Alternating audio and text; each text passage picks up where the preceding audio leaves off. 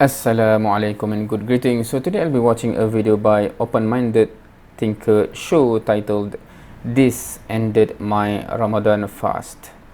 I'm not sure what this is all about. Without further ado, let's watch. Hello, glad friends. Thank you very much for joining me on the show. I sincerely appreciate your time. I want to share with you what happened to me 2 days ago. I decided to join the fast once again. Remember, I have fasted for over a week alongside my friend. I even brought my fast in the hope. I really wanted to keep it to myself because I believe it's more spiritual than just physical. So what happened to me is emblematic of someone who really needs to be within an Islamic community. Now, how do I mean so? When I started the fast, it was all going fine, and when it got to 4 o'clock, I was so testy, so testy, because it was something that I'm not used to, and I really do not know when I went to drink water. And later I discovered that drinking water is against the fast, and it was just 4 o'clock. The time to end the fast, is about 6 o'clock. And I broke my fast unexpectedly by 4 o'clock, and it was quite unfortunate. But the good news was that I immediately recovered myself, and it's the learning process, because there's no other time in the life of this journey that I would ever have anything to do. In fact, whenever I'm fasting, I would do everything possible to get busy. Yes, of course, I go to work, or after work, after my shift at work, I would, relax somewhere or go to the mosque, basically to wean myself away from the temptation of drinking water. That's obviously what I've told myself I would try doing next time. And more importantly, it has taught me to be very sober and plan my way to stay within the Islamic community. By doing so, I'll be more abreast with really how things goes in the Islamic community. And when you have like-minded people close to you, it will be quite easier for you to navigate the waves of temptation that might actually crop up in the course of your fasting. So that's the reason why I have decided to go to Ghana. So I'll be flying to Ghana very soon. And going to Ghana is really to have a feel of, the Islamic community. I want to flew to other areas, but I want to start my sojourn in Africa. It's been a dream I want to achieve. I will start from Africa down to Asia, and Asia maybe continue in Europe. So that's really what the dream looks like. So my fasting was not broken. Like today, recording this video, I am still fasting, very, very confident that my fast would suffice until 6 o'clock, where I will break it with a little prayer. I don't know any of the Islamic prayers yet, and someone has promised to teach me. So that for the moment, I would utilize the time and energy to say a little prayer to God, asking Him for favor and grace to move forward and more better as the journey progresses. Thank you guys for joining me on the show today, and also listening to my update. For your patience. I say may God bless you and reward you, and always put me in your prayers, because I love all of you. Okay, so interesting.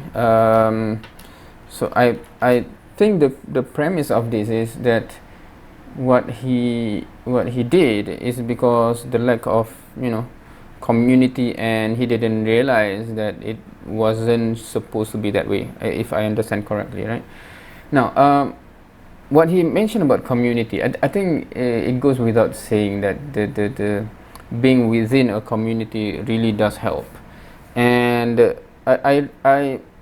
this parallel to this thought, right?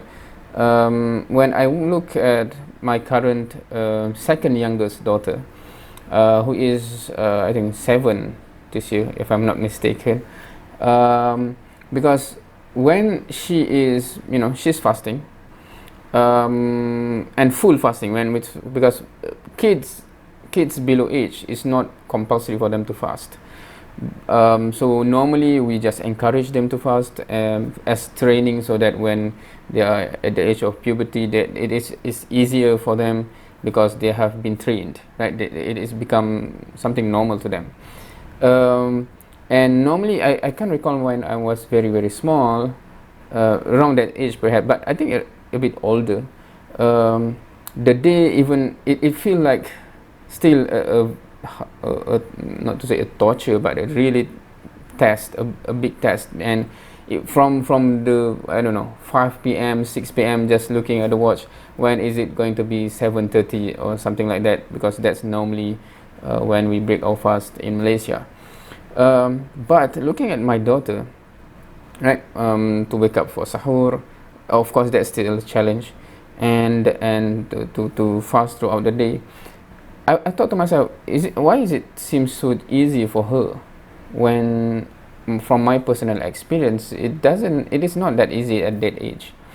But because she is the sixth in the sibling, right, and all the siblings are fasting, I think that really helps, because the surrounding makes, you know, what seems to be norm, and when everyone is fasting, that is the norm.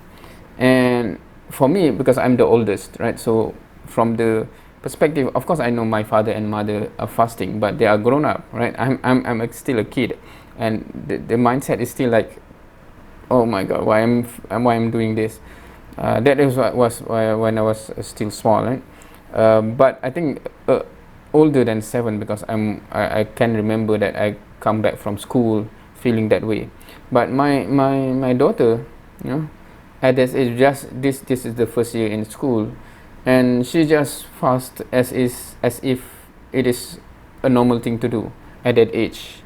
I don't think, of course, I think in Malay culture, at that age to be fasting fully like that, it's not really something that is surprising, because I think a lot of the kids at that age do it. But I think there's a lot that still find it difficult and do not, because we do not force them to fast or to completely fast throughout the day, right?